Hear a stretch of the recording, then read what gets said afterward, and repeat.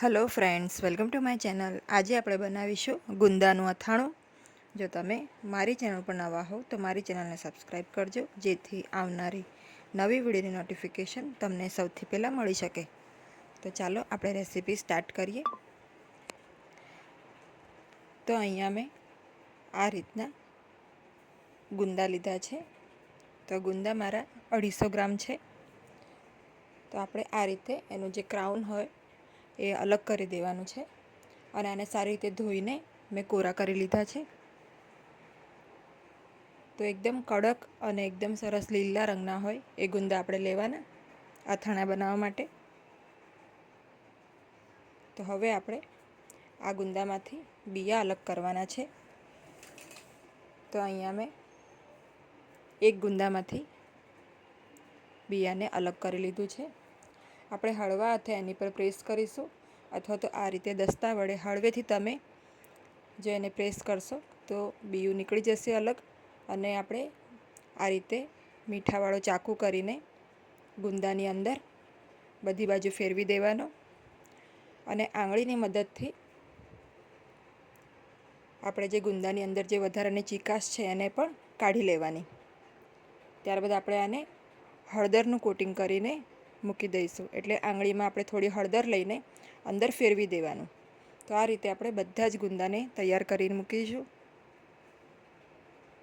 તો અહીંયા તમે જોઈ શકો છો આટલા થળિયા આપણે નીકળ્યા છે. આ જે ગુંદાના અંદરની ચીકાશ છે એ પણ આપણે મીઠુંવાળી આંગળી કરીને કાઢશો તો ફટાફટ નીકળી જશે. તો બધા ગુંદા આ રીતે મારા રેડી થઈ ગયા છે. હવે આ ગુંદા કાળા ના પડે એટલે આપણે સરસ એક હળદરવાળી આંગળી કરીને બધા ગુંદામાં ફેરવી દઈશું. હવે અહીંયા મેં આ રીતે તોતાપુરી એક મીડિયમ સાઇઝની કેરી લીધી છે. તો તમે કોઈ પણ કેરી લઈ શકો છો. દેશી કેરી જે આવે છે કાચી એ પણ લઈ શકો છો. હવે આપણે કેરીને છોલીને એને આપણે છીણી લેવાનું છે.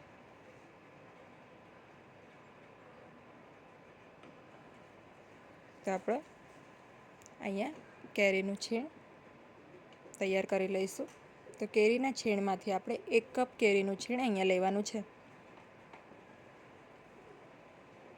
હવે આપણે અચાર મસાલો લઈશું 1/4 કપ જેટલો. આ અચાર મસાલો ઘરે જ બનાવેલો છે, હોમમેડ મસાલો છે. આનું લિંક હું ડિસ્ક્રિપ્શન બોક્સમાં મૂકી દઈશ. તમે ત્યાંથી અચાર મસાલો બનાવવાની રેસીપી પણ જોઈ શકો છો. તમે ઈચ્છો તો અહીંયા તૈયાર જે મસાલા મળે છે એ પણ લઈ શકો છો. બરાબર હાથેથી આપણે છીણમાં બધો જ મસાલો મિક્સ કરી લઈશું. તો ગુંદામાં ભરવા માટે મસાલો રેડી છે. હવે આપણે જે હળદર મીઠાવાળા ગુંદા છે એને લઈને આ રીતે અંદર મસાલો ફિલ કરીશું.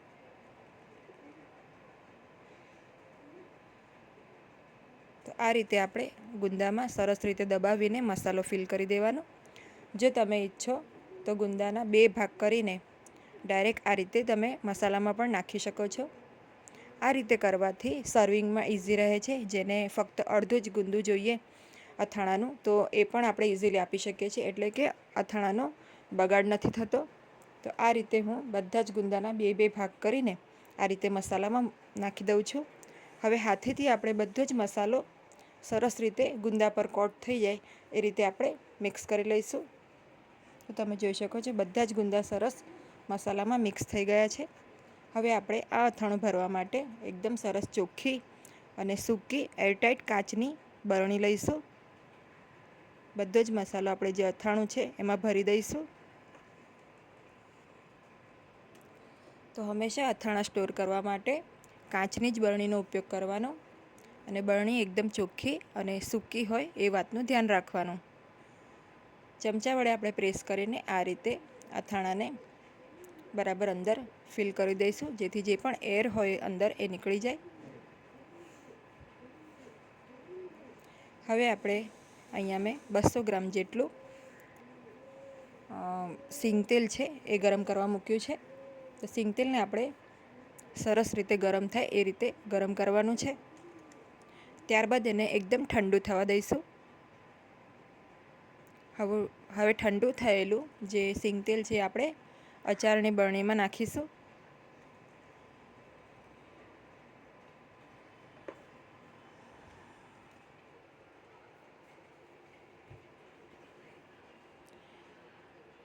તો બધું જ તેલ આપણે અથાણામાં એડ કરી દઈશું. તો તેલ નાખ્યા બાદ આપણે બરણીને ચેક કરી લેવાની. તેલ ઉપર તરતું હોવું જોઈએ. જો તમને તેલ જરા પણ ઓછું લાગે તો ફરીથી આપણે થોડું તેલ ગરમ કરીને એને એકદમ ઠંડુ કરીને પછી તમે જારમાં એડ કરી શકો છો.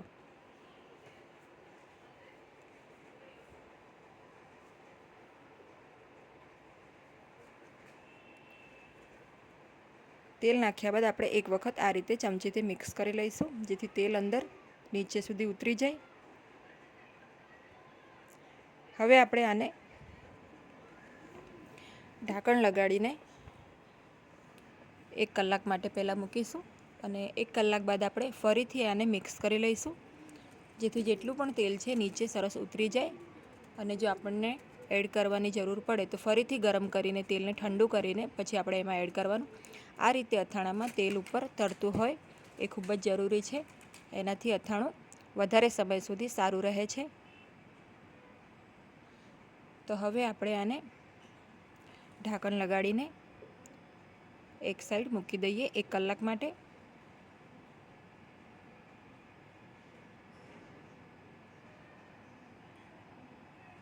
એક કલાક પછી આપણે આને ફરીથી મિક્સ કરી લઈશું અને આપણે આને 2 દિવસ માટે રાખવાનું છે.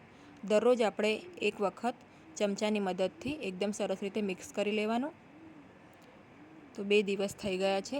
આપણું અથાણું સરસ તૈયાર થઈ ગયું છે. મેં અત્યારે એને મિક્સ કરી લીધું છે.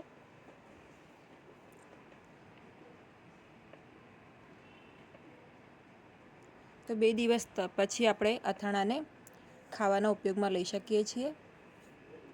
તો હંમેશા અથાણા ભરતી વખતે આપણે ધ્યાન રાખવાનું કે જેટલી ક્વોન્ટિટીમાં અથાણું હોય એ સાઇઝની જ આપણે બરણી પસંદ કરવાની. બહુ મોટી બરણી નહીં લેવાની, એનાથી પણ અથાણું જલ્દી બગડવાની શક્યતા છે, કેમ કે એમાં હવાનો ભાગ રહી જાય છે વધારે. એટલે હવે ગુંદાનો રંગ તમે જોઈ શકો છો.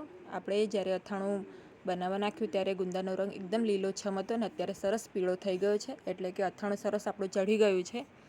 તો આ અથાણું તમે થેપલા, પૂરી કે પરાઠા સાથે એન્જોય કરી શકો છો. જો તમને આ રેસીપી ગમી હોય તો વિડીયોને લાઇક અને શેર કરજો અને મારી ચેનલને સબસ્ક્રાઈબ કરજો. Thanks for watching.